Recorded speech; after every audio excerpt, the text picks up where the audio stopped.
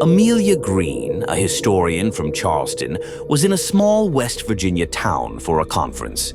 After a day of presentations, she decided to take an evening walk, eager to stretch her legs and clear her mind. The quiet streets eventually led her to the outskirts of town, where she stumbled upon a sprawling, decaying mansion. The house drew her in with its eerie grandeur. Its ivy-covered walls and shattered windows exuded a strange, magnetic charm. The gate, rusted and hanging askew, creaked ominously as she pushed it open. The air grew colder as she approached the door, but her curiosity overpowered her unease.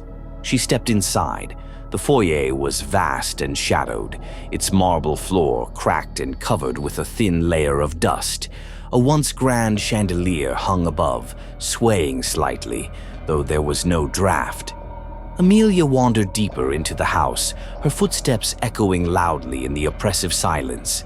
She couldn't explain why she felt compelled to explore.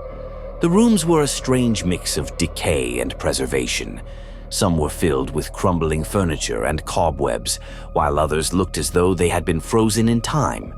A grand piano sat in one corner, its surface gleaming despite the surrounding rot. As Amelia moved through the house, strange things began to happen. The air grew unnaturally cold, and faint whispers seemed to follow her. Doors opened and closed on their own, and shadows moved across the walls, independent of the flickering candlelight she carried.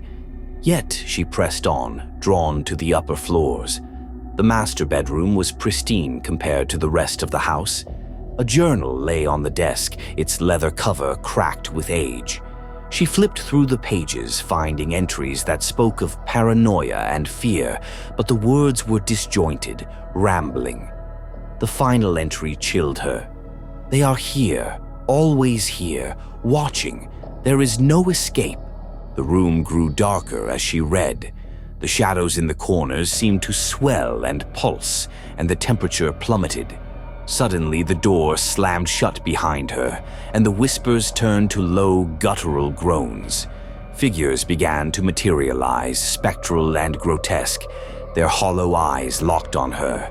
Amelia's scream echoed through the mansion as the figures surged forward. The last thing she saw was the journal falling to the floor, its pages fluttering open as she was dragged into the void of darkness. When Amelia failed to return from the conference, her colleague Daniel Price became concerned. He traced her phone's last location to the outskirts of town, where he found her car parked in front of a dilapidated mansion. The locals were reluctant to speak about the house, but their nervous glances and hushed whispers told him enough. It was infamous. Determined to find Amelia, Daniel entered the house. The air was heavy with a palpable sense of dread, and the faint scent of something metallic lingered in every room. He found Amelia's flashlight near the grand staircase, its lens cracked and smeared with dust. As he climbed the stairs, the house seemed to come alive. The walls groaned, and the shadows shifted unnaturally. In the master bedroom, Daniel found the journal. He scanned its pages, his stomach sinking as he read the fragmented entries. One name appeared repeatedly: Nathaniel Ashford. He had heard of the Ashford family in passing, a powerful dynasty that had vanished from history under mysterious circumstances. The journal hinted at something darker, more sinister, but the final entry was the most chilling. "We are cursed, bound by blood and betrayal. He demanded everything, and we gave it. None of us will ever leave." Daniel's hands trembled as he closed the journal. Suddenly, the door behind him slammed shut, and the temperature plummeted. Shadows writhed on the walls, taking shape as ghostly figures emerged. Their translucent forms were distorted, their faces twisted with anguish. Among them, he saw Amelia. Her eyes were hollow, her face blank and lifeless. The spirits moved closer, their presence suffocating. Daniel grabbed the journal and fled, forcing the door open and stumbling down the staircase. The house groaned as if in protest, the shadows chasing him as he ran. He burst through the front door and collapsed in the snow, gasping for air. In the following weeks, Daniel pieced together the story. The Ashford family had once been one of the wealthiest and most influential families in the region, but their fortune came at a terrible cost. Nathaniel Ashford, the patriarch, had made a pact with an unknown entity, promising his soul and the souls of his descendants in exchange for wealth and power. The deal condemned the family to a curse. Every Ashford would die violently, their souls bound to the mansion for eternity. Over the generations, the curse consumed them all. Each death fed the house, binding their spirits and growing its dark power. The final heir, Theodore Ashford, had disappeared 3 months before Amelia's visit, marking the family's extinction. But the house remained hungry, its curse unbroken, and it claimed anyone who ventured inside. Daniel's attempts to explain the curse were met with skepticism, but locals who ventured near the house began reporting strange occurrences. Whispers in the wind, flickering lights in the windows, and shadowy figures watching from the highest floor.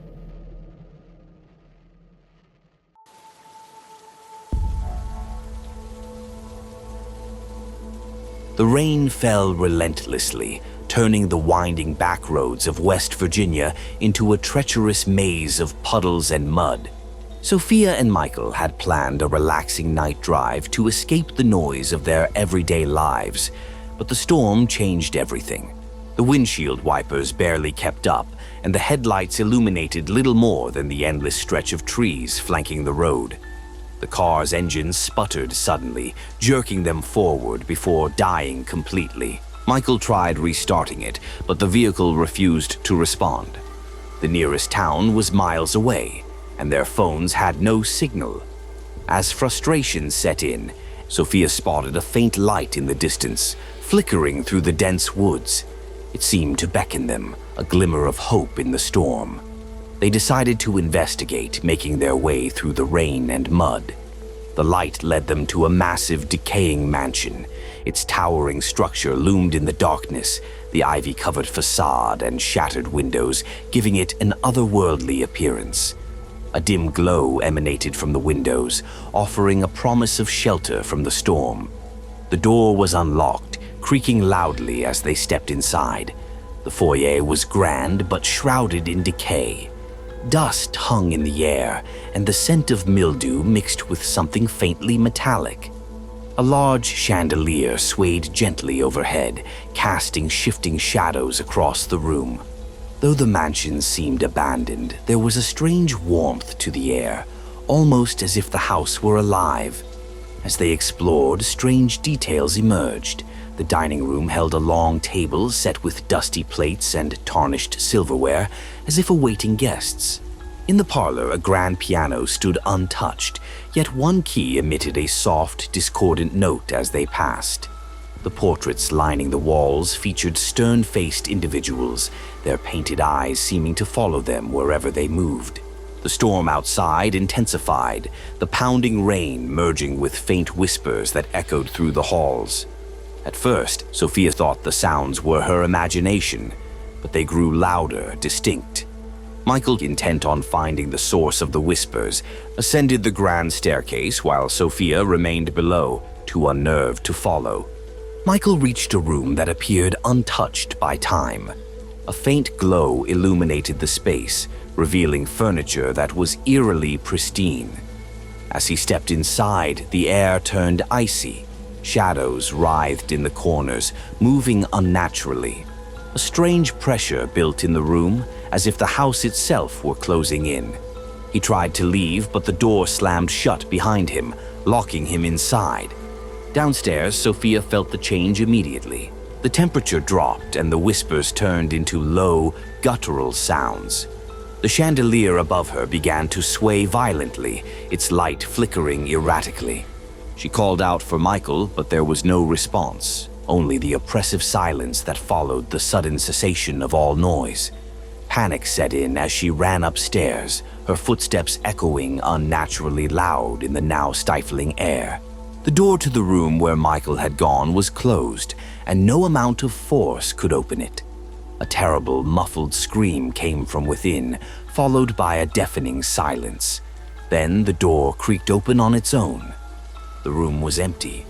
The pristine furniture was gone, replaced by decayed remnants of what once was. Dust swirled in the air, and the temperature was so cold that her breath was visible. Michael was nowhere to be found.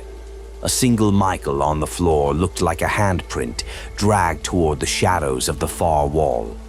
Terrified, Sophia fled the mansion, her mind racing with fear and confusion. She stumbled through the rain and woods, eventually finding the road.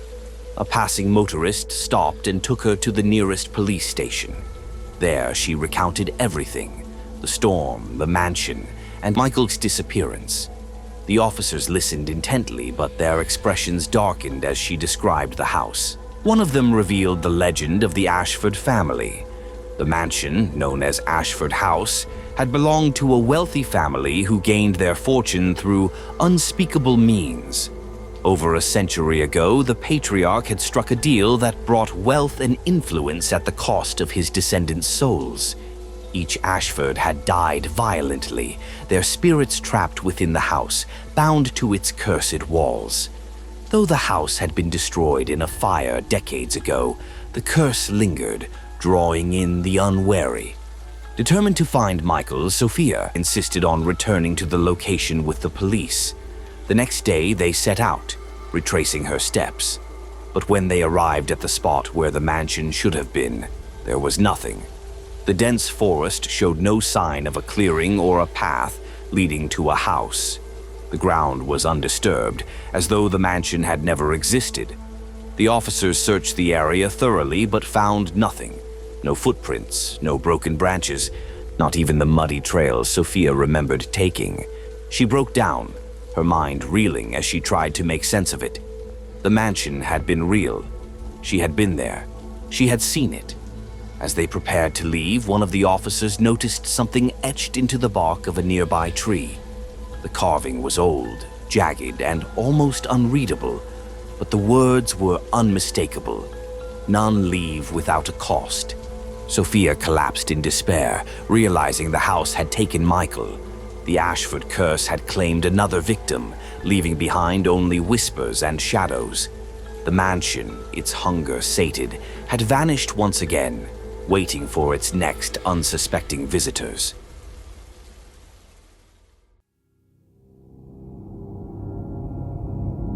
Evelyn and Jonah, childhood friends meeting after 3 years, decided to take a long drive to reconnect and reminisce.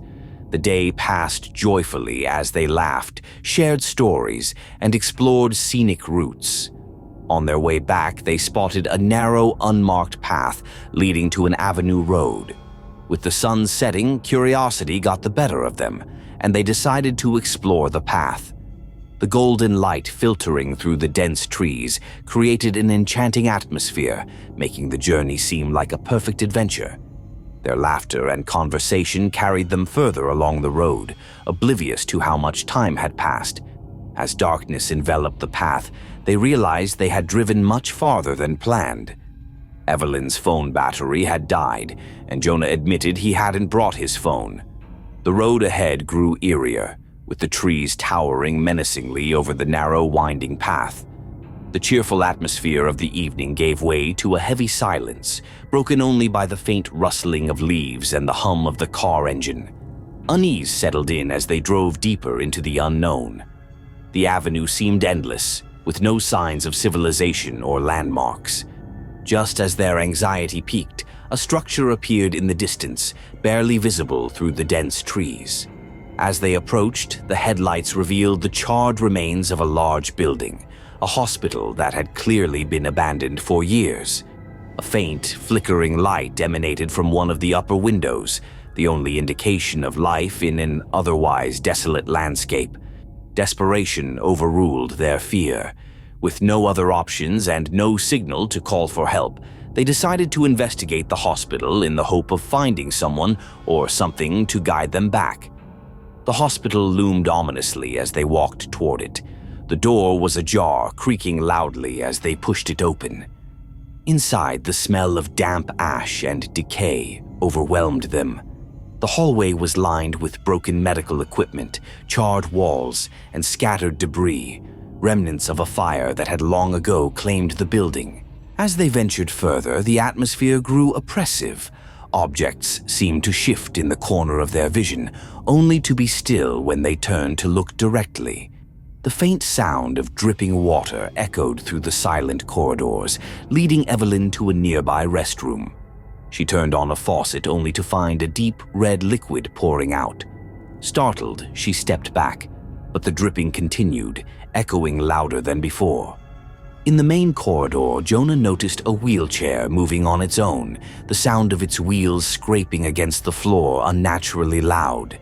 The temperature plummeted, and a dense, suffocating cold enveloped the air. Doors creaked open and shut, seemingly at random, and faint vibrations pulsed through the floor, as if someone or something was running beneath them. Evelyn wandered into a patient ward where rows of empty beds stood covered in thick dust. One bed, however, seemed untouched, its sheets neatly arranged. The footprints leading to it stopped abruptly, vanishing into nothing.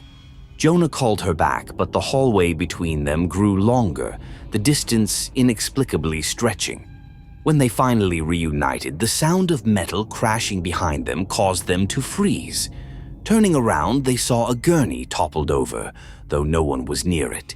Their fear escalated when they entered the basement, drawn by an inexplicable compulsion.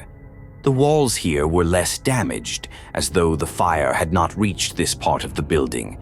A single light bulb flickered above them, casting long, shifting shadows. The air was thick with tension as they stumbled upon a file cabinet filled with charred papers.